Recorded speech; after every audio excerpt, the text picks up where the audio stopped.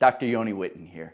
You know, in an ideal world, each of us would have access to a technology that could radically decrease pain levels in the body. It would wipe out inflammation and swelling while simultaneously enhancing our capacity to function. We could use it to heal from injuries and even to regenerate damaged tissue in the body. And of course, it would do all these things with zero side effects. Well, as it turns out, this technology might already exist. This week, I got to sit down with Dr. William Pawluk, one of the foremost experts in North America on the subject of pulsed electromagnetic frequencies, and we did a deep dive into the subject. We talk about the science of PEMFs, what they're being used for, and why they just might be the magic bullet for resolving chronic pain. Let's get into this.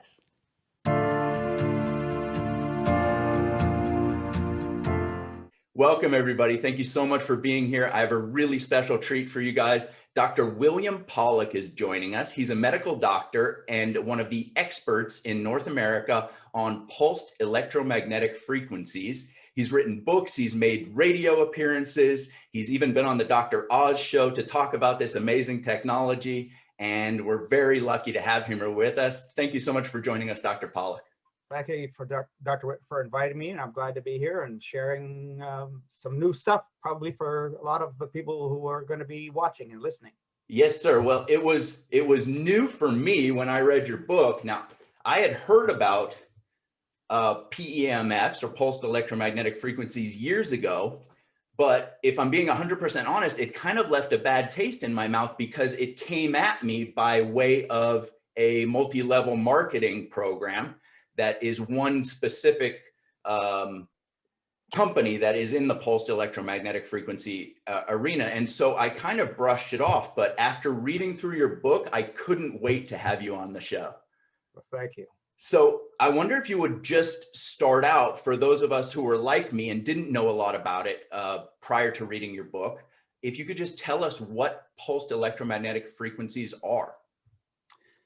Well, maybe we should start with how I got here. Sure. Yeah, it's extremely unusual for a medical doctor to be working in the realm of pulsed electromagnetic frequencies. And I love the beginning of your book where you talked about when you were working in practice, and if it's okay with you, I'll just read this. When I was still in active hospital care in 1985, there was a 1-month period when I became aware that several of my patients had been admitted for stomach bleeding, and one of them actually died. But why? How did this happen? It turned out that these were all pain patients taking ibuprofen or aspirin as recommended by their doctors. Stomach bleeding is a known and accepted side effect of these widely prescribed medications. With no better options to help patients manage their pain, these complications were begrudgingly accepted. I remember thinking, this is the definition of insanity. Here we were, physicians, sworn to protect our patients and above all to do no harm. And we were doing the same thing over and over again and hoping for better or different results. And so I began my journey in search of better alternatives. That stimulated my journey. And so what happened next is I said, my consultants, I looked around the medical community, I looked at all my peers. And at that time, I was the medical director of a group of 30 clinicians. So I had the biggest family practice medical group on the whole East Coast of the US. Wow. In 1987 at that time, 1989. And so I looked at my peers, they didn't know any better. They were doing the same old all the time. And my consultants, when you refer a pain patient to them, same old, drugs, procedures, physical therapy, but that's about it. Yes, sir. And there are risks with those, but I also knew that they didn't solve the problem. So I said, what do I do? I can't just keep doing the same thing. I couldn't do that in my conscience. I couldn't do that. So I decided I'd learn some acupuncture. So I knew about acupuncture. I knew that it was big in the Orient and the Eastern world of the eastern part of the world, but not a whole lot in the U.S. I discovered there was a program at UCLA, through UCLA, for physicians, dentists, veterinarians, and so on. So I started to take that road. I didn't ask permission. And then after that, I didn't even ask forgiveness. Very nice. I just went and did this. Okay, I'm going to do this because it's for my patients. it's not, but it's selfish. It's not just for my patients. It's for me, because if I'm not helping my patients, then I'm not happy. Yes. Right. So therefore, it's really for both of us. We're both going to benefit from this. Sure. So I studied acupuncture, and then when it was done, that was 1990. Okay.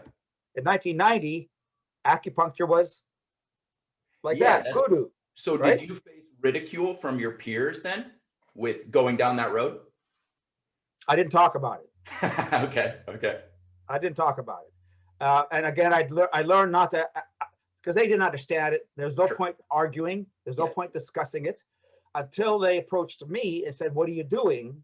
Mm-hmm. And then they said, "Well, I'd like to know what you're doing."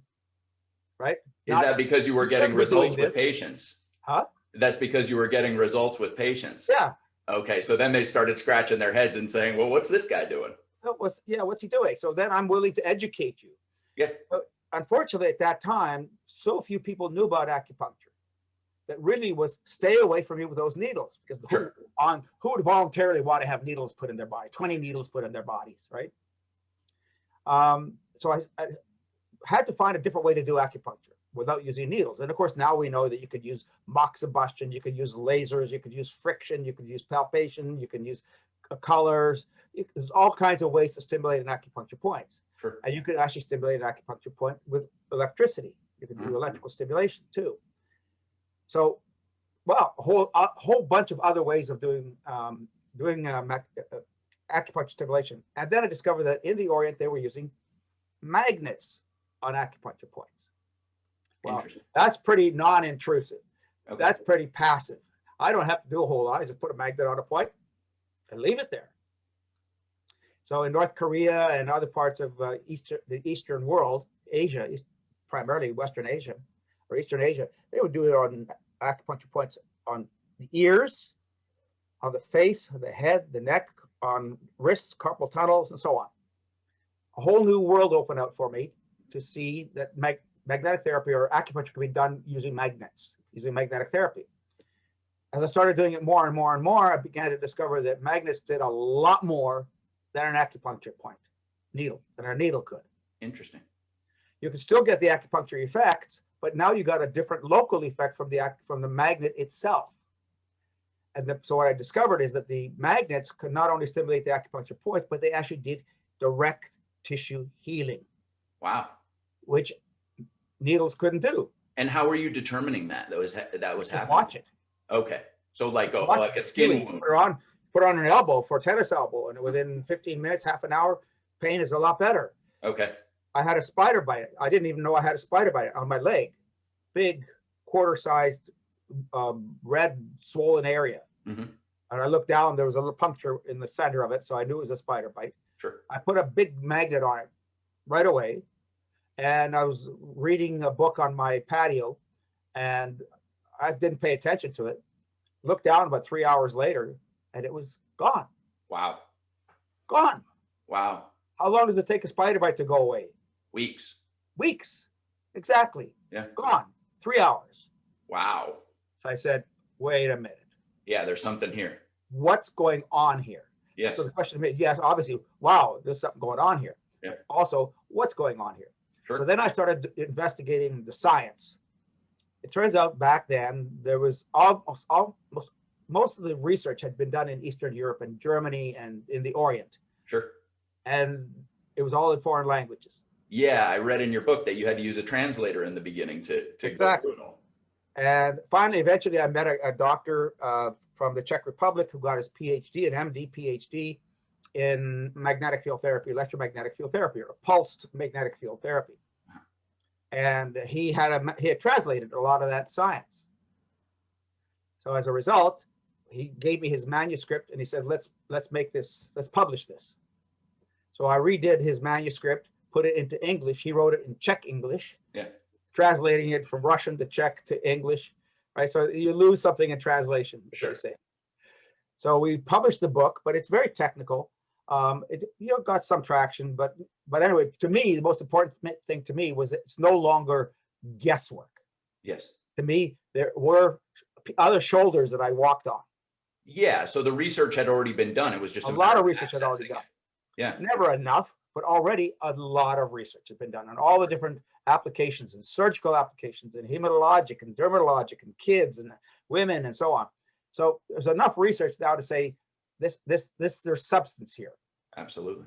And that research also began to identify mechanisms. Okay. Began to identify the actions of magnetic fields. So we tend to think the way science, modern medicine is built on basic science, which then is based on like mechanisms. So we say, well, what does an aspirin do? What's the mechanism of an aspirin? Sure. So once you understand the mechanism, they say, okay, here's how you can use it based on that mechanism. Absolutely. And then you say, well, now aspirin is just for pain. Mm-hmm. Well, it turns out aspirin is good for fever, and it's good for reducing swelling. So it's good for a bunch of things. So even though we think we have a mechanism, as we dig deeper and deeper and deeper and wider and wider and wider, we discover it does a lot more stuff. Absolutely. But there are side effects associated with it. Sure. Like the ibuprofen case with those people who almost die from it. Yeah. So now I had some science, and I started working much more extensively with magnetic fields. I got devices from Germany. They were very common in Europe at that time, and still are. Mm-hmm. So this science has been around now for 60 to 70 years. Why are we not using it broadly in the United States? What do you think? Insurance won't pay for it. Well, that's true too. Yeah. But that's not the reason. Pharmaceutical companies don't like the competition? They don't like the competition either, but that's not the reason. Okay. I'll leave it to you. Money. But money, it's not that the units themselves can't possibly be more expensive than what we're spending on pharmaceutical drugs. Well, this is true, but when I say money, it's about doing the research. I see. And but who's going to fund it? Done. Huh? A lot of it. There's a ton of. Yeah, but they've been done by individuals, basically with small funds, small groups, and a lot of the science is scattered all over the place. It's not like there's one journal or there's one society where it's all being done in. Yeah, but I mean, your book talks about over 2,000 double-blind medical studies showing PEMFs effectiveness for specific health conditions. At what point would they be willing to take a look at it? Good question. Yeah. So back to money. Fair So money starts the process. So an idea starts the process. Then you come up with an idea, you develop a product, and then you have to test it. To get accepted into mainstream, then you have to basically blast it. You have to have champions. You have to have people saying that it works. You have to have credible people. And then you need the science. And so just because, for example, just talk about insurance, just because it's FDA approved, doesn't mean it gets accepted by insurance companies. Fair enough. So insurance companies have technology assessment. They use technology assessment companies, and they say, well, here's all the studies that are done. Well, but there's only one study in pain, or there's one study in cancer, there's one study in rheumatoid arthritis, there's one study in colitis. But that's not enough. And okay, and that study was flawed because it only had 20 people in it. You need 1,000 people. Sure. Yeah. Right? So there's all kinds of reasons not to accept the knowledge that's there. Yeah. So you need, that's what a PhD is. Yeah. Pardon any PhDs who are out there. Piled higher and deeper. Do you think that one of the things that maybe holds it back, Dr. Pawluk, is the fact that it's been shown to be effective for so many different things? It's not like a one-trick pony. So then the amount of research then is multiplied many times over. So there's the problem. That's part of the problem, is that you have a lot of research on a lot of little things across a broad spectrum. Yes. And there's no like silo. I see. Where magnetic field therapy is so established you can't argue. But for example, there are FDA approved machines now for treating treatment-resistant depression called transcranial magnetic stimulation, TMS. Okay. Yeah. It's a company called Neurostar that sells these machines, and they're now being expanded throughout the medical verse, right, into treating treatment-resistant depression. But if it's not treatment-resistant depression, so FDA approval locks you in to an indication that they have approved you for. Okay. That means that, like this technology, as you were saying, can do so many things, you get locked into one thing. I see. So they want to pay. You're taking a technology that has so much potential, right, that you can't use it for those other things. That's right. Yeah. And in many ways, it's nice to be able to have the FDA approved, but it's very difficult to get it. It's extraordinarily expensive. If I was a drug company and I wanted to get a molecule approved, by the FDA, I'd have to deposit almost $750,000 on the desk now, a check. Check has to clear before they'll even open the manuscript or the documents. Wow. And then they go through their review. Wow. And then the review then costs more money. So you have to spend more money because it goes back and forth and say, well, you didn't do it like technology or something. You didn't do that study correctly. You need more people in it. And you have to measure these other factors. Mm-hmm. So now you're talking $500 million. Wow. So there was, in fact, a company that had an FDA approved machine for healing fractures. That's one of the approvals of the FDA, is for fractures that don't heal. Yes. And that company wanted to go back and get a new indication for osteopenia and osteoporosis, or osteoporosis particularly. Yeah. And they went to the FDA, and the FDA said, you have to start all over again with animal studies. You have to do all that research is going to cost you $500 million. Wow. Okay. And it's already been around for 24 years. Wow. So they knew about it. Everybody knew about it already. Yeah. Right? You have to start over. So this is the big rock that we have to roll up this big hill. Okay. And that's one of the reasons it's not well known. Wow. So you're searching for better alternatives. You come across this, you know it works. You start using it in practice? Yes. And what types of things were you using it for originally? The most common things that people use magnetic field therapy is what drives people to doctors the most. Pain. Pain. Yeah. So pain's the easiest. And they're willing to do lots of other things to manage their pain other than the drugs and the procedures. Mm-hmm. Right? The opioid problem, everybody's aware of the opioid crisis. So you want to stay away from the opioids. Yeah. And we know that ibuprofen and Tylenol, they have their problems too. So if you do too much of those, that can create new problems for you. It's not an addiction problem, but it's other problems. Absolutely. And then the procedures don't always work, right? They work often, but they don't work always. And on top of that, you end up with new problems from the procedures. That's right. Right? So you have to find an alternative. And basically, magnetic field therapy can do all that. And in practice, pain is the most common reason to go to magnetic field therapy. Mm-hmm. Now, why does magnetic field therapy work for pain? That's a great question. I would love for you to talk about it. But before you get there, can you explain what PEMFs are? Because I'm excited about this stuff, and I think I got a little bit ahead of myself. So let me take you back to the beginning and just for me, I didn't know a lot about them coming into your book, and I would love for you to explain it to people what pulsed electromagnetic. So you talked about using a magnet on your spider bite, but that's not a pulsed electromagnetic frequency. No, correct. Okay. So there's two kinds of magnetic fields, what we call static and time varied. Mm-hmm. So a static magnetic field is the magnet, and a time varied magnetic field is a magnetic field that changes with time. Okay. In other words, if you produce a current like this, then it's changing over time. It starts from 0, and then you measure the time over like 1 second or 2 seconds or whatever the frequency happens to be. So 50 hertz power line, 60 hertz is what our power lines are. Hertz is the measure of magnetic frequency, is the measure for frequency. So it's 60 cycles per second is 60 hertz. Right? So if it's varying, then that's a pulsed magnetic field. Okay. Or a time varied magnetic field. And there are electrical stimulation, which is a whole nother area. Mm-hmm. But pulse magnetic fields basically are dynamic, and they move through the body like it's the body's air to a magnetic field. Mm-hmm. A static magnet, being static, relies on the natural motions and activity of the body itself, because it's not moving.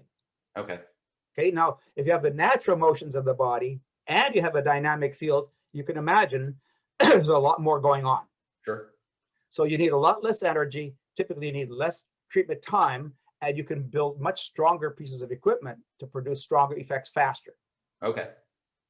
So we're talking about pulsed magnetic fields then. And how do you produce a pulsed magnetic field? Let's get rid of the elephant in the room. Okay. EMFs. Yes. We think they're bad. Metal magnetic fields. Yes. 5G, Wi-Fi, wireless, mobile phones, and so on. That's right. Okay, those are bad magnetic fields. Now, why? Well, they're not always bad, but they can be bad. Why is that? They're used medically on purpose for one reason. Okay. Heating. They heat up. They heat up. That's why we use microwave ovens.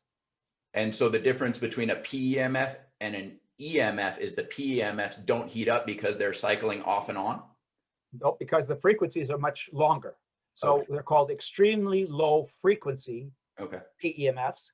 And you can have VHF, very high frequency PEMFs. Okay. And cell phones and wireless are very high frequency. I see.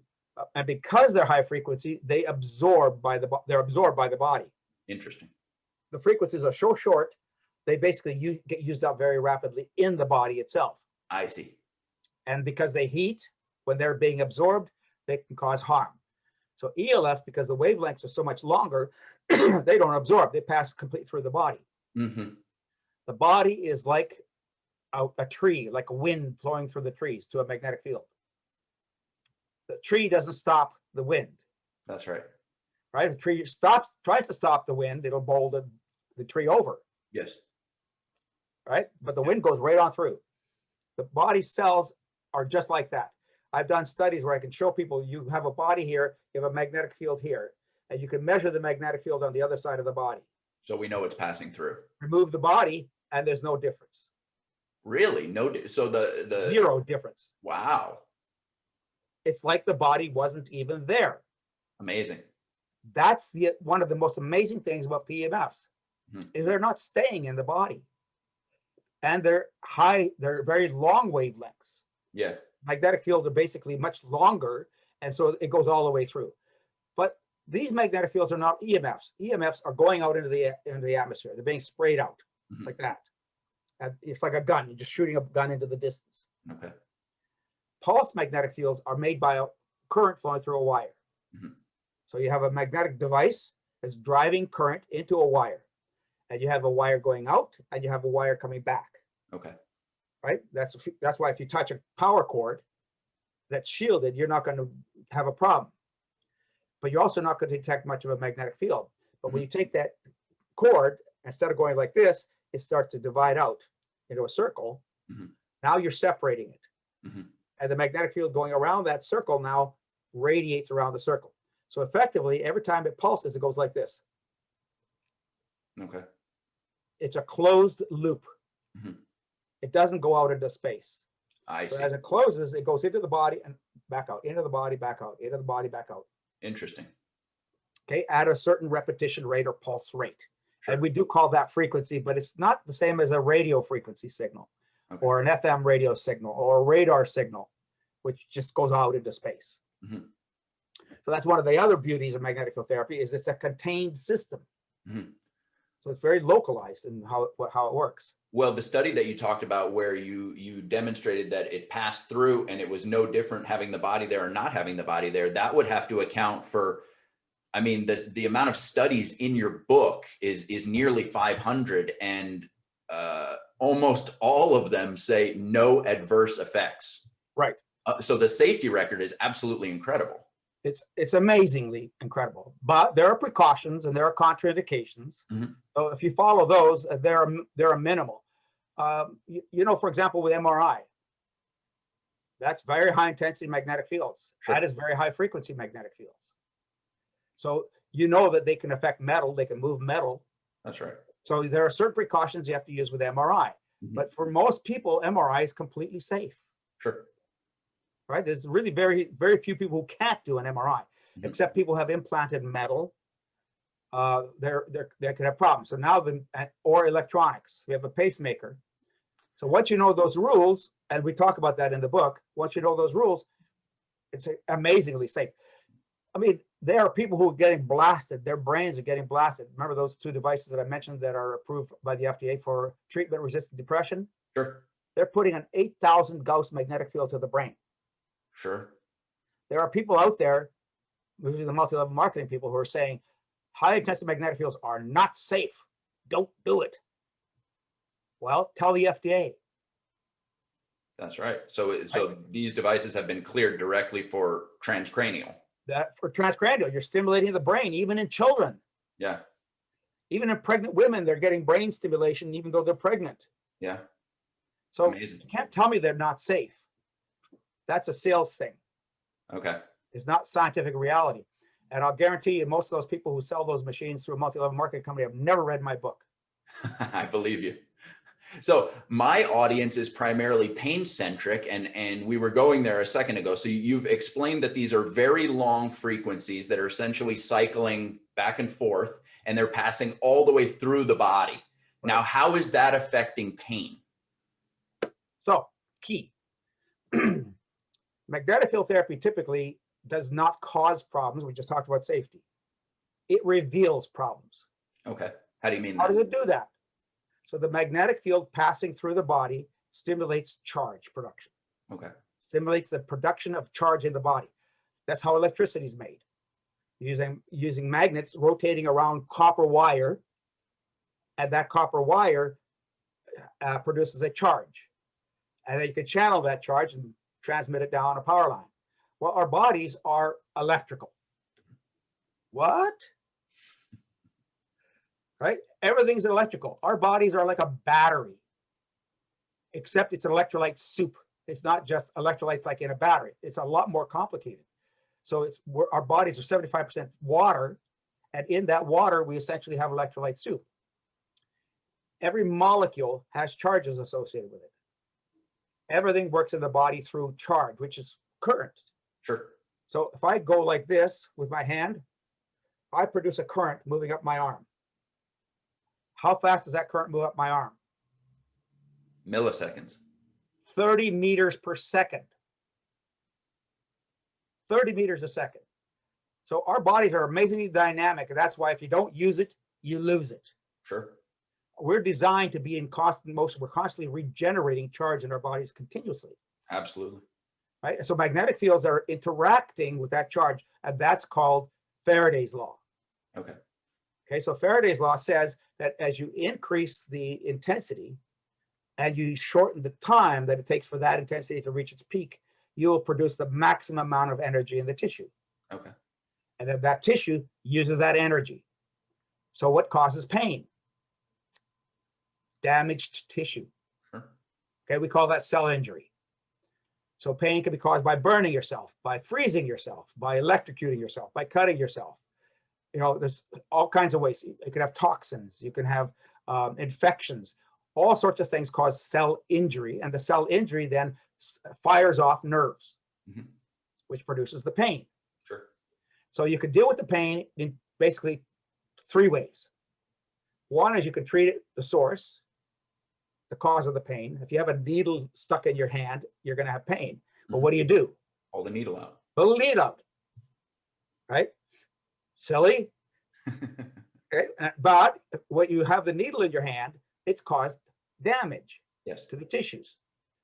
And that damage has to heal itself. The body has to heal that damage. And you're relying on the natural resources and functions of the body to do that. But what if the body doesn't do it properly? Then you end up with chronic pain. So you end up with acute inflammation to heal the damage. And then you end up with chronic inflammation, which you should have turned off, but it didn't. And now you have nerves that are constantly firing, that they're constantly irritated. You have chronic inflammation in that tissue, and that causes chronic pain. So you treat locally, you treat where the signal's going, basically the spinal cord, okay, or you treat the brain. Now, most of the drugs that we're using for pain management are what I call numbing and dumbing. Okay.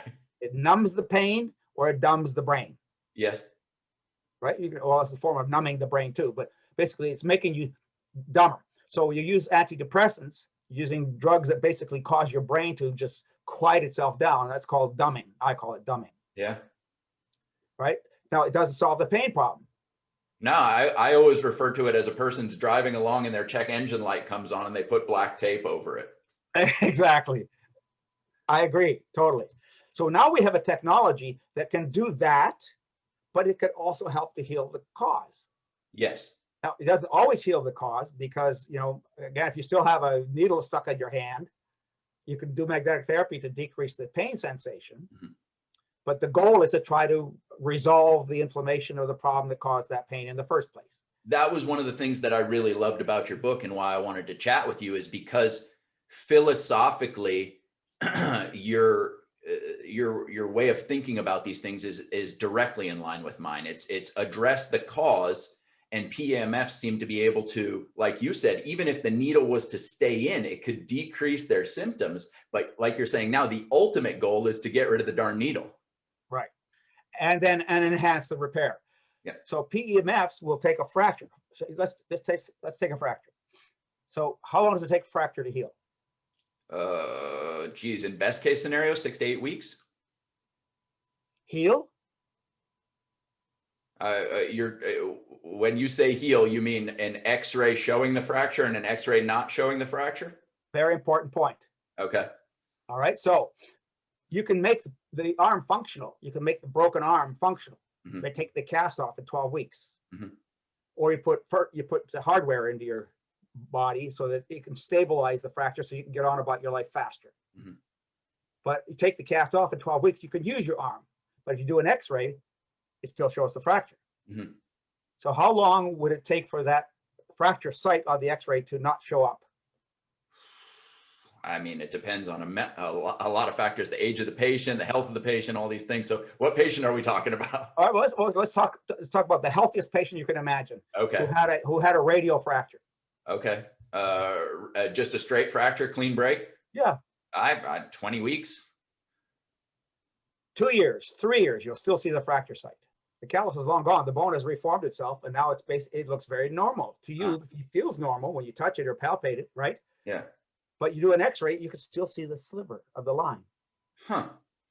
Then, so if that happens, what would it show if you had an MRI or a CT scan of that fracture site? I mean, it's going to show much cleaner the fracture line. It'll show it more clearly. Yeah. Right, because it's working at a much sort of deeper molecular level in a sense. And then what happens is if you do an MRI, so fracture site's gone in 2 years on X-ray, for example, but 5 years later, you do an MRI of that site. It's still not normal. Huh. So the true healing takes a much longer period of time than we think, because every tissue in the body has its own healing cycles. Skin heals much faster. Corneas heal in 24 hours. Gut cells heal in about 72 hours. Right? Skin takes 2 or 3 weeks. Ligaments take forever. Maybe never. Yeah. Right? Yeah. Brain, nerve structures. So if you cut a nerve in your finger, right? Say at that point in your finger, how long does that take for that nerve to regenerate? Oh, geez. A millimeter a day under best case circumstances. Millimeter a month. Yeah. Well, depending on the size of the nerve, depending on the age of, all those factors that you discussed. Yeah. So the point is that tissues take their time to heal. Sure. And the amount of damage then also determines how much time you have to heal. So let's go back to the fracture. Well, you have a fracture, so we now know that it takes a long time for the bone to heal. But if I use a magnetic field to stimulate that fracture site, it can heal in half the time. Wow. Without doing anything else. Obviously, you should protect it so you don't re-break it or don't allow it to fix itself. Sure. But when you do a fracture, what else happens? It's not just the bone. Yeah. You're stretching the skin and the ligaments and the tendons and everything else around that fracture site. You're tearing blood vessels. You're tearing nerves. Okay. Right? There's a whole lot of damage happening at the fracture. We think mostly about the fracture itself, but we don't think about everything else associated with it. Mm-hmm. And so when you start to stimulate a fracture site with a magnetic field, you reduce the swelling. Mm-hmm. You improve the circulation. You increase growth factors. Mm-hmm. Right? You mobilize calcium to come into the fracture site to rebuild the bone. Mm-hmm. You increase stem cell production. Yes. You automatically, there's a natural pain killing effect of PEMFs. Automatically. Some estimates have said maybe equivalent to 10 milligrams of morphine. Wow. Just for pain killing, nociception, it's called. Yes. Pain sensation. Yes. So that's just like an automatic thing, bang. But then that's not what we want to do. We want to do that, but you and I want to heal that fracture. Sure. So all the soft tissue around that fracture site is the swelling is going down, circulation's improving, tissues are healing themselves. The cut, basically that you're creating with the fracture, that's all healing. And then the time that it takes for the bone to heal. So one of the last structures to heal in a fracture is the bone. Mm-hmm. But before then, a lot of other tissues are healing because of all of the different things that magnetic fields do. So in the book, I outlined 25 mechanisms of actions of magnetic fields. The body doesn't care about the diagnosis. That's right. Well said. Right? Well The said. diagnosis is what we have to do to, I don't know, rationalize what we're doing. But quite frankly, we don't control all those different elements that go into fixing that fracture. Mhm. What we do is this, Okay, fair enough. right? When I do surgery and I cut your appendix, I cut through your skin, through your belly, I go in and I fix and repair the tissues that have the rupturing appendix. And then after that, the doctor sews you back up again. And then what does the doctor do when you leave? Oof. Hope and pray. Yeah. Right? Because the doctor's depending on you to heal yourself, because there's experience, right? We know that, generally you're going to heal yourself in 5 to 6 weeks, or in the case of a fracture, 12 to 16 weeks. But you're not done yet. So we are accelerating that process because we're giving the body more energy. And when you have a fracture that won't heal, it doesn't heal for reasons. Yes. Age, osteoporosis, poor nutrition, too much stress, too much toxicity in the body. Just many, many factors that go into not healing a fracture. Mm-hmm. But now we're giving the body the juice that it needs Mm-hmm. to be able to heal, which then takes care of the pain Mm-hmm. more long term. So first of all, you accelerate the natural healing process by helping that fracture. Then you're you're turning off the chronic inflammation. You're turning off the inflammation when you're supposed to. And the tissues heal themselves, and then you go on about your business. Mm-hmm. Yeah, I mean, it's absolutely fascinating. One of the studies in the book talked about a 70 to 80% reduction in bruising within the first 24 hours of treatment with PEMFs. And that's what you're saying there about the multiple tissues damaged in the fracture site. Well, you can get rid of the swelling, 80% of it gone in a day. Absolutely amazing. The other thing that was really impressive to me when we're going down the road of working with pain conditions is PEMFs have been shown to be effective with pain conditions that are, for a clinician, extremely difficult to deal with. And they're generally situations where we don't have a lot of options. For example, diabetic neuropathy. PEMFs used daily for 12 minutes only, decreased pain, decreased the amount of numbness that these people were experiencing. In other words, it increased their sensation, which is showing actual objective changes at the level of the nerve, and increased muscular strength in 85% of patients with 12 minutes of treatment. And that's not even adequate treatment. Yeah, but that's what I'm saying. So much of this is just showing what's possible.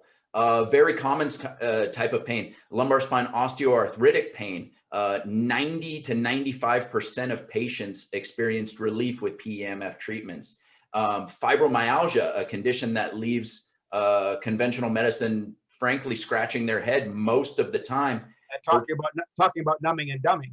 Yeah, absolutely. Well, because we just have no clue of, we keep looking for the one thing that causes fibromyalgia. And just like you were saying, for non-healing fracture, there's so many things that are contributing, and no two people with fibromyalgia that I've ever worked with have exactly the same thing going on.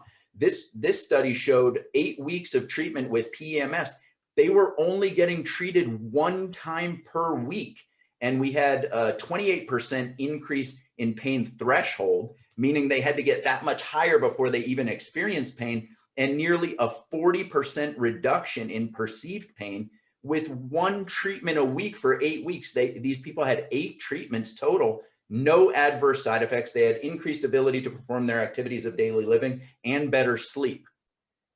I mean, just absolutely amazing. And then another one that really leaves practitioners of all kinds scratching their heads is headaches. And very much like fibromyalgia, so many different things can go into a headache or a migraine, which are extremely difficult to deal with. There was a study that you quoted in your book, specifically done on patients that had failed to make improvements with medication or acupuncture. They had at least a 50% reduction in the frequency and intensity of their headaches with just 15 days of being treated with PEMFs. And again, no adverse side effects. Now, this was really amazing because we show treatments with fibromyalgia using the PEMF coils on the head, like we were talking about earlier, And with the migraine study, at least one of them, they weren't even treating the head, they were treating the inner thigh. Right. So how do you explain that is it because of what you were talking about earlier, that the current is passing through the entire body that you're getting those effects? So remember the three places: local, spinal cord, in other words, the highway for the sensation to go to the brain. So it goes to the brain and comes back down. So if you burn yourself, you cut yourself, or let's say you put your hand on a hot stove, the signal goes to the brain and the brain says, stop that, stupid. Yes. So what you do, you react by moving your hand away. Sure. So you need the traffic going in both directions. And then the third thing is you treat the brain. So particularly with chronic pain, and chronic pain can become chronic within 1 day. Yes. Right? It can change the circuits of the brain. The way the brain perceives pain can be changed in a day. You're talking about sensitization. You actually treat all three locations to get relief of pain. If you just treated the brain, all you're doing is you're basically taking the area where it's going to tell you, hey, it's pain, because the brain has very few pain receptors. Yeah. So all the brain's doing is saying, yes, it's pain, as opposed to heat, as opposed to cold, as opposed to a cut or whatever. So it's telling what kind of pain it is, but that's it. It's just an interpreter. That's right. It's not speaking the language, it's just an interpreter. Yes. So you're treating all three, you can treat all three areas. Sometimes just treating the brain is all you need, especially with chronic pain, because again, the problem may be long gone. Now the body's got a memory. Now, have you ever heard of phantom pain? Oh, sure. All right. Yeah. Where's the pain? In the brain. Because it's not in the toe that's missing. That's right. Right? It's not in the knee that's missing, or the leg that's missing, or the feet that are missing. That's right. It's in the brain. So the brain is telling you there's pain, but there isn't. Wow, that's an interesting philosophical argument. Right? But it's perceived as pain, so it doesn't really matter. That's right. I mean, now you're not going to treat a toe or a foot that's missing. Sure, but you can't tell that patient that they don't have pain. You can't tell them they don't have pain.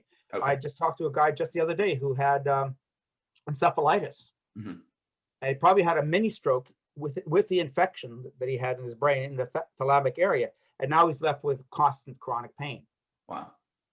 It's not anywhere in the body. It's perceived as being everywhere. Sure. And sometimes it's perceived as being somewhere, even though it's not there. Yeah. So then the treatment then basically is the brain itself. Sure. And we clinicians then have to sort of figure out where you're going to get the most results. And if you don't know where to go, the first place to start is the brain. But again, try to get rid of the cause if you can. Sure. That's the ideal. If you get rid of the cause, then you get rid of the pain permanently. Yes. If all you're doing is treating the symptoms, then you're not getting rid of the pain permanently. Sure. But the magnetic field therapy, unlike acupuncture, unlike most other therapies, actually can address the healing that you need to relieve the pain completely. Well, yeah, that was one of the things that was most interesting to me, because we talked about all of these amazing conditions that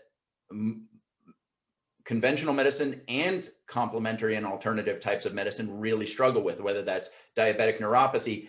There was another study that was done on disc prolapse, which I've worked with many times in practice, and these are not patients that I relish working with. They're extremely difficult, and under the best circumstances, you're still kind of, doing everything you can, but you got your fingers crossed, like you were saying earlier. And so what I loved about your book here, Power Tools for Health, is that not only is it addressing, like you're saying, the symptomatic side of things, but you're also talking about repairing and rebuilding tissue, increases in, one of the things that I love, that I work with all the time, is joints that have been damaged through years of either mistreatment or wear and tear. Yeah, faulty biomechanics, where you've got this person who has never had an injury and yet one of their hips is completely worn out.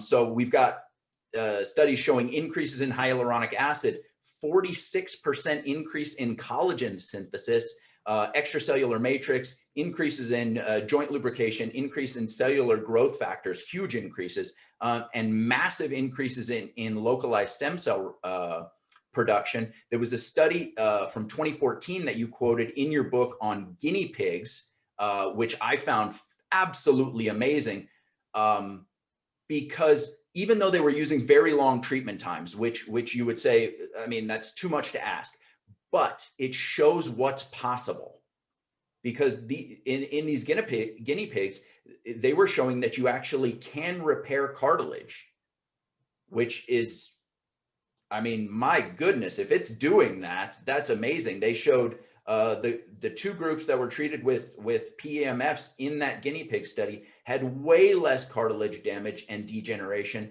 and they had much less evidence of bone thickening. So they had actually changed it at the level of the joint to the point where they didn't have that widening of the bone, of that bone basically starting to undergo a natural fusion, was not occurring in the subjects that were having the PEMFs. So yeah, not only is it addressing the symptomatic side of things, the NASA study, absolutely amazing, 400% increase in neural stem cells. So it's exactly what you're saying.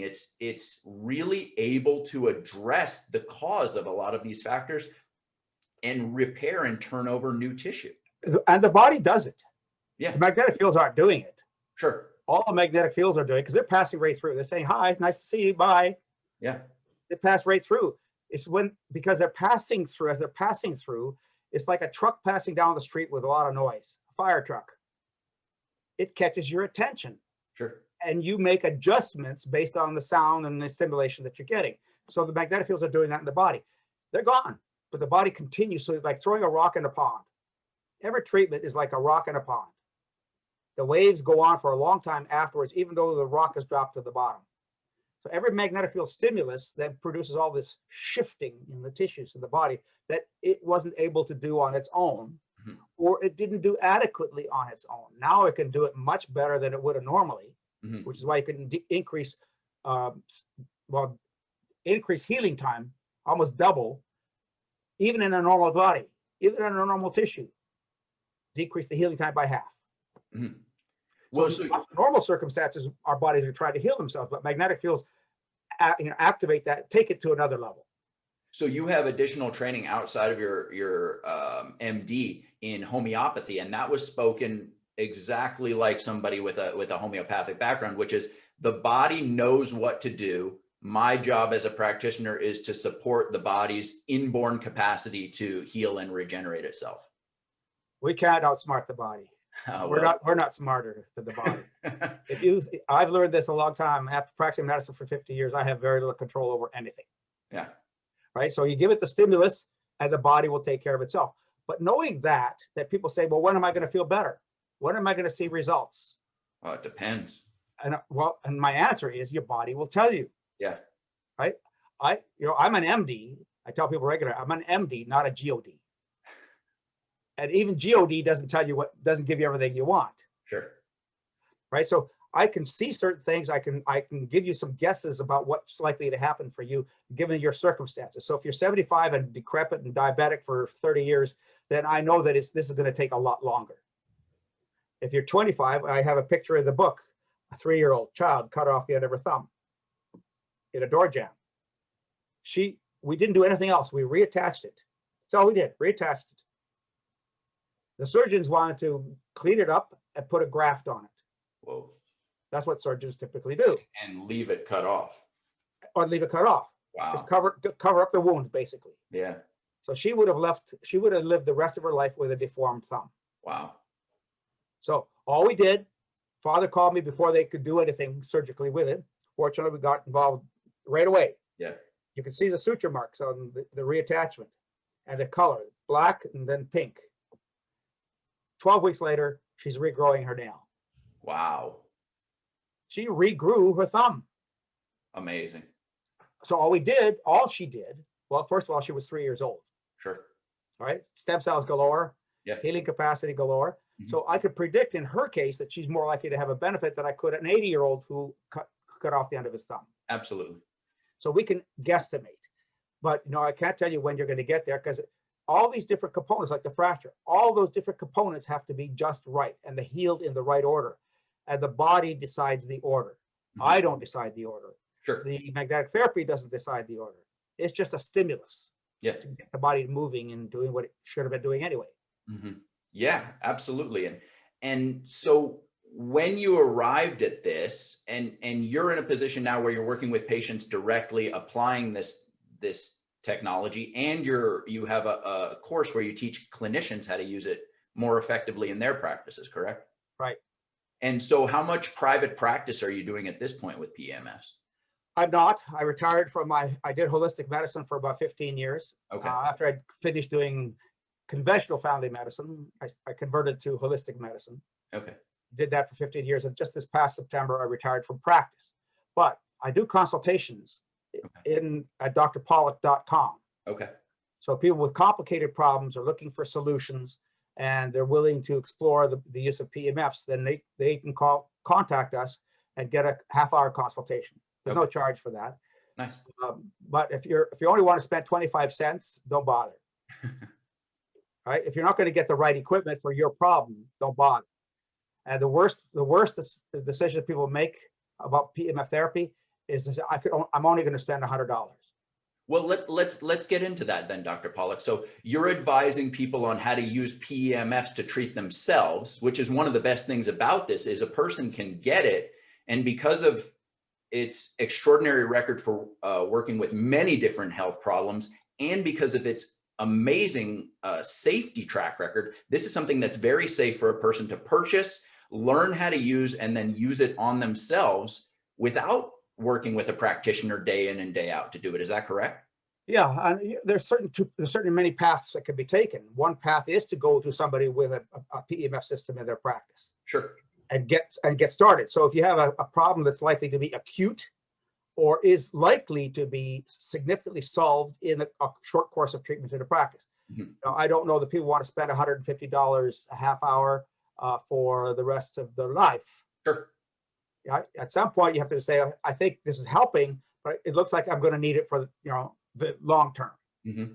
So then you can make the decision to purchase your own equipment. So then, if somebody was going to purchase their own equipment, and I know that your website, drpawluk.com, has an amazing treasure trove of resources as far as outlining the pros and the cons and the benefits of different levels of equipment depending on what a person needs and kind of their budget. But what would you say is what are the most important things to look for if a person was looking to get a PEMF unit to deal with a chronic pain situation like a lot of my members are in?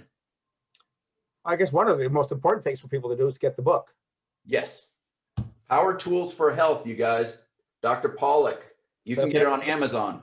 If you read that, then you'll get a much better sense of what it's likely that you're going to need to help you to solve your problem. Okay. I am coming up with a new book, which we don't have an exact title just yet, but it'll be out hopefully by the end of the year. Great. But it's basically to extend on that basic book, which talks more about application and then what kind of magnetic device do you need for different kinds of problems. Okay. So it almost doesn't matter what you get, but the most common mistake people make is that they get underpowered equipment. Okay, so speak to that. What is required in terms of power? Well, one of the blogs on my website, and this is information I discovered after I wrote the book. Okay. Okay, and that has to do with a molecule called adenosine. Okay. So adenosine is the root molecule to make ATP, adenosine triphosphate. ATP is the basic energy molecule of the cell. And that gives the cell the fuel that it needs to do the work it needs to do. And so adenosine also turns out has to have receptors. So adenosine has to dock into a receptor. So adenosine is the receptor is the lock, and the adenosine is the key that you put in the lock. Okay. Okay, and then the lock is actually doing its job. So if you stimulate the adenosine receptor, then you decrease inflammation. But the research is showing that you need a minimum of 15, well, an optimum of 15 Gauss to stimulate the adenosine receptor. And that receptor sits on the white blood cell. Oh, and just to clarify for the audience, a Gauss is a measure of power for these PEMF units. That's the intensity, measure of intensity. Okay. So the Earth's magnetic field is about half a Gauss. Okay.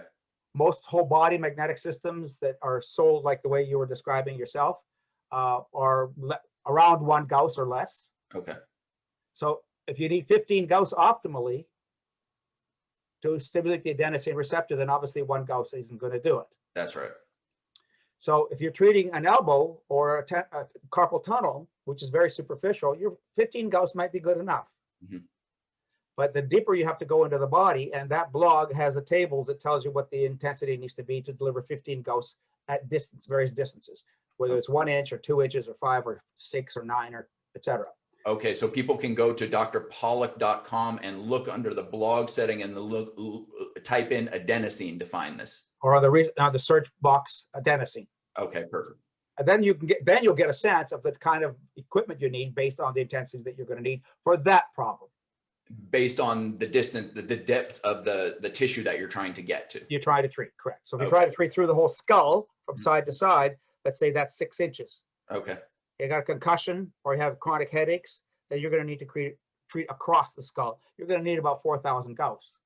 Whoa. Okay.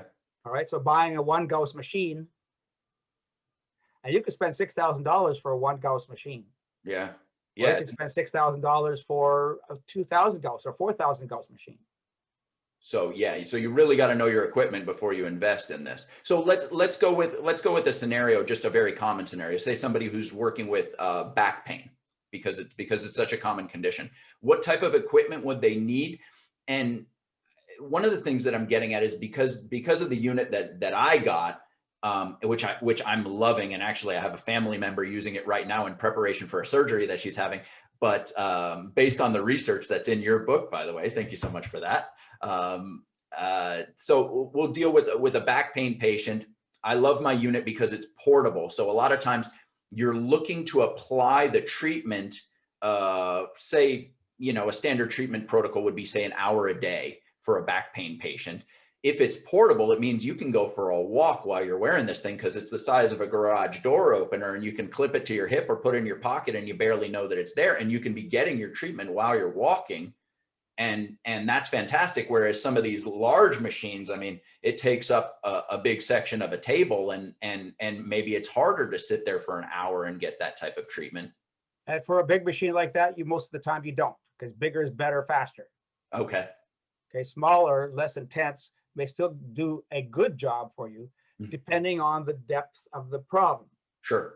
That's one of the reasons why surgery, for example, is a big problem for back pain, because you don't really know where the pain generator is. Yeah. And often back surgery fails because it didn't address the pain generator. Yeah.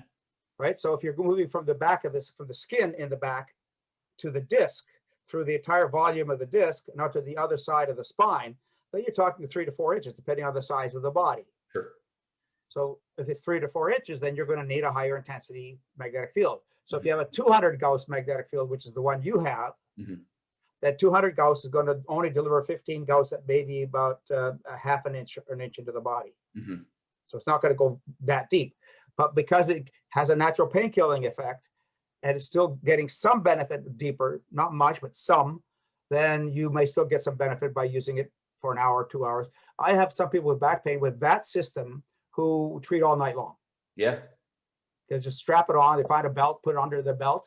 One of those weight belts or that people use for who do a lot of lifting work. Sure. Weightlifting belt, if you want to call it that. And just put it on there and leave it all night. That's going to continue to work all night long. So that rock in the pond analogy is that when the waves extinguish, what happens to the treatment? What happens to the problem? Does it come back or not? Does it come back in 5 minutes? Does it come back in a day or 2 days or 3 days?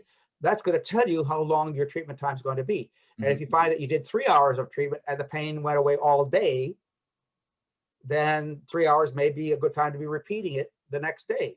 With a portable system, you could do that. With the higher intensity systems, you have to plug it into the wall and you have to sit there.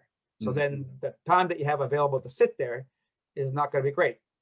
With acute problems, you will see people 2 or 3 times a week for a week or 2 weeks, and then you gradually cut back the treatment time, the frequency of treatments, until their problem is more or less resolved. Right? Magnetic field therapy is the same way.